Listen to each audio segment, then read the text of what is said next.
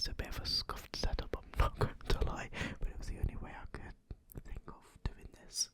Anyway, you probably recognise these books if you watched the previous video. This is the Minecraft Beginner's Handbook from the Handbook Collection back in 2014. Now I went through the redstone very slightly, but I'm going to make this a series where I'll read through all of the books and hopefully without any problems either.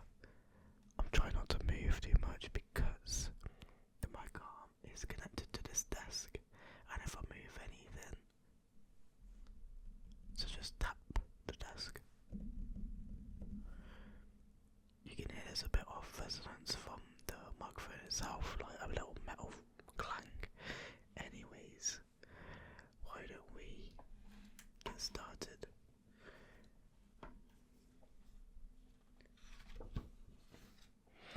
So we have got introduction, a short history of Minecraft, the technical stuff, controls, inventory, survival mode, first moments, Paul Souls Jr., my first day in Minecraft, wooden tools, torches, shelter, stone tools and weapons, health and food, meat, fish, fruit and vegetables, baked goods, crafting a bed, table of blocks, a guide to mining rare elements by Captain Sparkles himself, mining the golden rules, mobs, animals, villagers, profile, creeper, skeleton, zombie, spider, enderman, endermite, silverfish, slime and witch, guardian and outer guardian, Captain Sparkles' first day in Minecraft, improve your shelter in 5 easy steps, gardening, farming crops, breeding animals, armor, exploring, finding your way, minecart system, exclusive interview with Notch and Jeb, achievements and useful links. Why don't we just get started with the introduction, shall we? Alright, so welcome to the official Minecraft Beginner's Handbook. It contains all the information you need to stay alive during your first few days. It's packed with tips from creator Notch and developer Jeb, as well as well-known Minecraft experts including Paul Souls Jr., host of the Survive and Thrive YouTube tutorial series, and Captain Sparkles, famous Minecraft YouTuber and creator of the Minecraft style music video. With the help of this handbook, you'll soon be well on your way towards becoming an expert yourself. Minecraft is a block building sandbox game with no set rules, where you can build anything you can possibly imagine. You will begin in the first dimension, the overworld, where you might find yourself in one of the different environments or biomes: swamp, extreme hills, taiga, desert, forest, plains, jungle, ice plains, ocean, or even the rare mushroom biome. From the overworld, you can enter the nether, a hellish landscape of doom, and end, a terrifying spit of land in the middle of space inhabited by the Ender Dragon. There are achievements to earn as you progress through the game. You can play alone or with others. You can play in safe creative mode, exploring the land and building amazing things, or in survival or hardcore mode, hunting and mining and fighting the monsters that come out at night. What kind of adventure will you choose? It's up to you. Profile Notch. Full name Marcus Alex Edge. Person. I hope I said that middle name right. Role Minecraft creator, co-founder of Mojang. Notch was born in Stockholm, Sweden. In 1979, he began programming, writing code for games at the age of 7, and produced his first game at 8. After creating Minecraft, he co-founded Mojang to develop the game. Not just over, oh my god, 1,940,000 Twitter followers. He handed over Minecraft development to Gen imagine that number has gone up drastically considering this book came out 10 years ago. Fucking hell. But anyways, profile Jeb. Full name Jens Bergensten. For Minecraft lead developer. I'm pretty sure he's still on the team. Jeb was born in Sweden in 1979 and took over from Notch as lead developer for Minecraft in 2012. He currently has over 1,220,000,000 Twitter followers and is well known for his work on redstone repeaters, wolves, climbing spiders, and pistons. Tip: staying safe online. Playing Minecraft on multiplayer servers is great fun. Here are a few simple rules to help you stay safe and keep the world of Minecraft a great place to spend time. Never give out your real name. Don't use it as your username. Never give out any of your personal details. Never tell anybody which school you go to or how old you are. Never tell anybody your password except a parent or guardian. A short history of Minecraft. 2009, May. Notch begins working on his game idea and quits his job to concentrate on it full time. As work progresses, he calls it Cave Game. He releases the first version to the public and calls it Minecraft. The first accounts are registered and the official Minecraft forums open. December. Minecraft moves to in development stage. Lots of things are added, including crafting. So it was called Minecraft before crafting was even added. Alright. 2010, January. 100,000 registered Minecrafters. June. Minecraft reaches alpha stage. At this point, survival was the only mode available, but the game updates began to come thick and fast. Sales of the game hit 200,000. August. First ever Minecon is held in Washington State. 50 people attend. Damn, that's a lot less than I thought it was, to be honest. Now that the game's massive, there's like thousands of people that go to those events now. December. Minecraft wins Indie Game of the Year from IndieDB. Minecraft Beta is released. Additions include Xzone and custom splash text on the main menu page. 2011. March. Minecraft wins GDC Award for Best Debut Game, Best Downloadable Game and Game Innovation Spotlight. July. 10 million registered Minecrafters. So from 2010, June 200,000 to July 2011, so just over a year, 9,800,000 more people signed up. That's crazy. October, the Pocket Edition of Minecraft is released for Android. November, Minecon held in Las Vegas. 5,000 people attend. Join Minecon. Fucking hell. Minecraft 1.0.0 is released and Minecraft is officially out of beta. New additions include the Ender Dragon, mushrooms and villagers.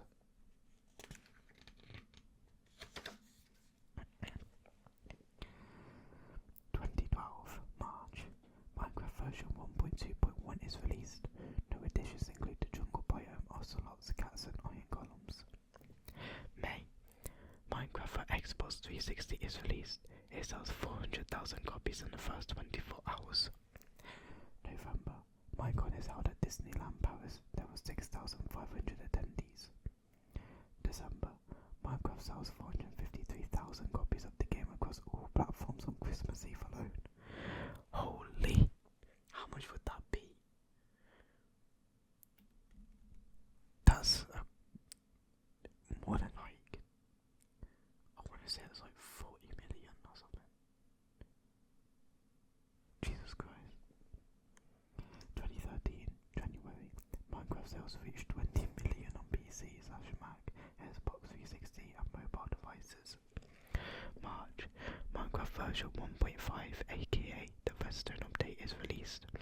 New additions include redstone related blocks such as activator rails, redstone blocks, daylight centers, comparators, trap chests and weighted pressure plates as well as nether quartz and quartz blocks.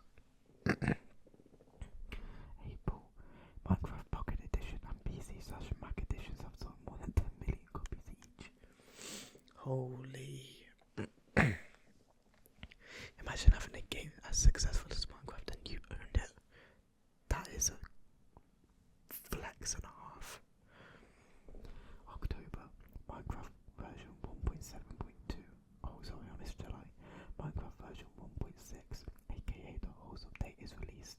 New additions include horses, donkeys, mules, skeleton and zombie horses, horse armor, hay bales, carpet and hardened and stained clay blocks. October, Minecraft version 1.7.2, aka the update that changed the world, is released. It includes new biomes of blocks and types of fish. December, Minecraft for PlayStation 3 is released. Also, PlayStation 3 actually got it after Xbox 360, like a year later. Not a year later. Yeah, it was. A year and a half even. God damn. I wonder why it came so late to PlayStation, to be fair. I guess because like Microsoft and all of that. There was like big on console wars back then. Anyways, 2014, June. Sales of console editions surpassed sales for PC/Mac edition across all platforms. 54 million copies of the game have been sold. August, Minecraft version 1.8, aka the Bountiful update, is released. New additions include diorite, andesite, granite, banner, slime and barrier blocks, ocean monuments in deep ocean biomes, rabbits, and changes to the combat system. This is also the update that they changed the no it wasn't, I'm lying. I'll speak about that in a bit if it is mentioned in this actually. September, Mojang is acquired by Microsoft. Minecraft Xbox One and Minecraft PlayStation 4 editions are released. Okay, so they didn't mention it in here, so I'm wondering if it finishes on this point. Oh yeah, that would make sense because 2014. Yeah. Okay, I was about to mention the combat update, but that was 1.9, so I won't mention that here because this book ain't about that. It's about up until 1.8. Here we go. The technical stuff. Platforms. Minecraft is available on a number of platforms. You can play on your own computer, either PC or Mac, on Xbox and PlayStation consoles, or on pocket devices. The game varies depending on which platform you use. Single player and multiplayer. You can play alone in single player or ask a friend to show you what to do in multiplayer. For the purposes of this book, we have assumed you'll be starting out on your own in single player. Fair enough.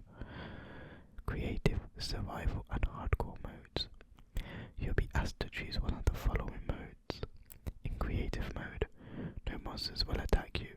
You'll be able to fly around and you'll have a full inventory of items. This is great if you want unlimited resources to build amazing creations and buildings without having them blown up by creepers every 5 minutes. That is the most relatable thing I've ever heard from a developer. I'm not even joking. Fucking creepers can go piss off, man. The amount of times my base has been blown up by a bloody creeper is ridiculous. Over 10 years of experience, and I can tell you, at least 5 of my bases was never the same again. Damn creepers, man. In survival mode, you'll get to have loads of fun fighting off monsters. You can choose to play in easy, normal, hard or peaceful difficulty. If you're a beginner, it's best to start off with normal difficulty. Wouldn't it be best to start off on easy instead? Because that's the whole point of the game mode. Just my opinion. Anyways, the hardcore mode the difficulty is locked on hard and you only get one life. The decision is yours. I've been really keen to do a hardcore world. I actually have one, to be honest, but I don't really play it a lot. Only problem is like starting a new world on your own. It does get boring for me after a while. I need to play this game with friends. You could have like a hardcore multiplayer world, but if one person dies and they're just out of the game, then there's no real fun in that because now they're FOMO basically, fear of missing out.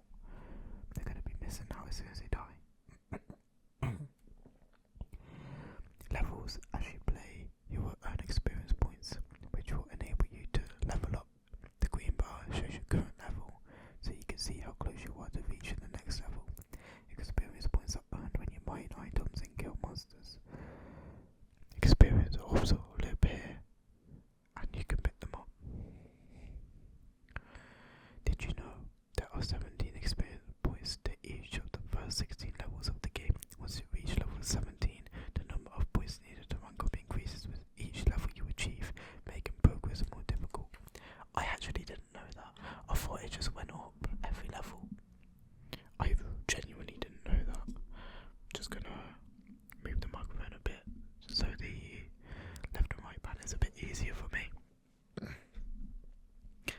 Okay. Tip: experience points that will come in useful when you learn how to enchant items to improve their performance. You can use your experience points as a method of payment to enchant objects like tools, weapons and armor. I wonder if this was the update that also changed how enchanting works. So like, before the update, I'm pretty sure I did mention it in the history to be fair, before the update, if you have level 30 enchant on the table, it would take the whole 30 levels, so you'd have to grind 30 levels back if you wanted to get another level 30 enchant. Now all you need is level 30 to unlock it, and it only takes away 3 levels, so it's not as hard. But goddamn, the grind was real back then. This is more my tasting. PCs are Smack Edition controls. We don't need to go through the controls to be fair, but did you know there's a 3D mode? Go to options, video settings and turn on 3D anaglyph mode. All you need are some Bluetooth. Is that still a thing? Oh, that'll be interesting. Tip: hold your shift key down when exploring ledges, cliffs and tops. This will allow you to sneak around and will stop you falling over the edge. The amount of times that tip alone has saved my life from dying, especially in the nether. Oh my god. Controls. We don't need to go over the controls to be honest. Inventory. Let's go. Your inventory is a space where everything you mine and collect is stored. You can open your inventory at any time during the game. See pages 14 to 17 to check how you do on your device, which was the controls. Crafting grid. Place ingredients here to craft them into useful items and tools. Output source. Your newly crafted item will appear here. Items. Most items are stackable up to the maximum of 64 per slot. And then obviously you have the other ones which are like 16, like the eggs, the ender pearls. What else is 16? I actually don't know what else is 16. Ender pearls, eggs. I don't know. There are 27 storage slots available in your inventory. Did you know crafting is trickier on the PC/Mac edition than on console or pocket editions? The console and pocket editions tell you what you can make with the items you have, while on PC or Mac you have to figure it out yourself, which now you don't have to do with the recipe book. Back then, bro, if you didn't have the mod, like not enough items or something, you'd have to find everything out yourself. There wasn't even like a recipe unlock system back then either, where you like get the specific item, then it would unlock the recipe in the recipe book. Whereas that just didn't exist in this version. When you exit your inventory, a line of 9 hotkey slots will appear at the bottom of your screen. This is your hotbar, which is a mini inventory where you can keep the things you use most often. Just move an item from your inventory into one of the hotkey slots to assign it. When you select a slot, the item saved in that slot will appear in your hand, ready to be used. Tip: a well-organized hotbar might just save your life. Keep at least one weapon and one source of food in your hotbar at all times, so that you can defend yourself against a hostile enemy or quickly top up your food bar. W tip: if you don't do this, what are you doing? Here we go. Survival mode. First moments. You will begin your game or spawn at daybreak in a randomly generated environment. Take a moment to look around and see what resources you've got to work with. If you're lucky, you'll find yourself in an area full of natural resources like trees, rock, water and animals that you can use to make useful items. If you're unlucky, you might find yourself on a tiny island in the middle of a vast ocean with no resources and nothing useful in sight. Kind of survivals have really always piqued my interest, especially like you have one tree and you just have to work with what you got. Lucky spawn, trees check, rock check, water check, animals check, perfect. Unlucky spawn, stranded in the middle of the ocean on a tiny island. Did you know if you die, you reappear at your spawn point? Mark a trail from your spawn point to the shelter you will build. That way, if you die, you can always get back to the safety of your home quickly. Number 1. Daytime only lasts for 10 minutes. The sun rises in the east and sets in the west. Check where it is now and keep track of its progress through the sky so you know how close it is to nightfall, which is when the monsters come out. More about them later. When you found some more resources, you'll be able to craft a clock. 2. Your main priorities are to find a few basic ingredients, a few basic resources, and a good spot to build a shelter for the night to keep you safe from the monsters. Head for the nearest tree and hit the trunk repeatedly with your hand. After a few moments, the section of the trunk you're hitting will fall away as a small cube of wood, which you can pick up. It will then appear in your inventory. Ooh. This is like beginner Minecraft stuff, it won't lie. Tip. When harvesting trees, the wood blocks should automatically zoom towards you and pop in your inventory. If they don't, might not be standing close enough. Just step forward a few paces to pick them up. 3. Repeat step 2 until you have at least 15 blocks in your hotbar. Open your inventory and drag one block of wood into one of the crafting squares to create 4 planks of wood. Move the planks into your inventory to save them, then drag them back into the crafting area. 4 planks will make a crafting table, which is a very useful tool that you will use constantly. Crafting table recipe. Wooden tools. Tools are essential for mining as they allow you to destroy blocks faster and more efficiently. Without them, you're not going to get very far at all, so you need to craft the basic set as early as possible. When you first start playing, you only have wood, so the first tool you need to make is a wooden pickaxe. This will enable you to mine stone, which you need to create stone tools to mine more valuable substances. Did you know tools have different levels of durability, which refers to the number of uses you can get out of them before they are worn down? A tool's durability varies according to the type of material it's made of. Did you know tools have different levels of durability? I just read that. Fuck. I looked up and then I looked back down. My bad, guys. Place your crafting table on the ground in front of you and interact with it. You now have a 3x3 crafting grid to work with, which means you can craft more complicated items. Sticks recipe. First, make sticks for the handle. 2 planks, one on top of the other, will give you 4 sticks. Wooden pickaxe recipe. Add 3 planks of wood to form the head of a pickaxe. A wooden pickaxe will mine basic ores and blocks like coal ore and cobblestone, but not valuable ores like redstone, gold and diamond. Durability 60. Wooden axe recipe. An axe will allow you to chop more wood quickly. Wooden shovel recipe. A shovel would dig dirt, sand and gravel and clay, snow more quickly. Tip.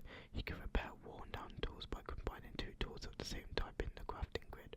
When combined, they'll produce 1 tool with increased durability, plus you have another free slot in your inventory. That is very good. The only downside to that is if you have enchantments, they don't combine. That's why you need an anvil. Anvils combine the durability and keep the enchantments and also stack them together. If you do this, you'll lose enchantments on both the tools, I should say. Torches. Sunset is approaching and you need a light source.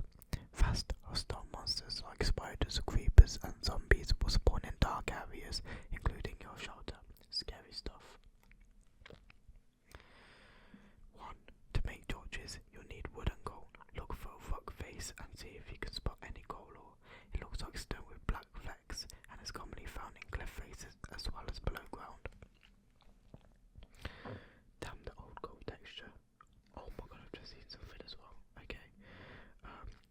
Use your wooden pickaxe to destroy a block of coal ore until it drops a lump of coal. Repeat until you have several lumps so that you can make lots of torches. You can never have too many torches. 3. Torch recipe. Torches can be crafted without a crafting table because they require only 2 ingredients, sticks and coal. 1 stick and 1 lump of coal will make 4 torches, which can be placed on top of the top or the side of solid blocks. They can't be placed on water, on the side of stairs or on the bottom of blocks.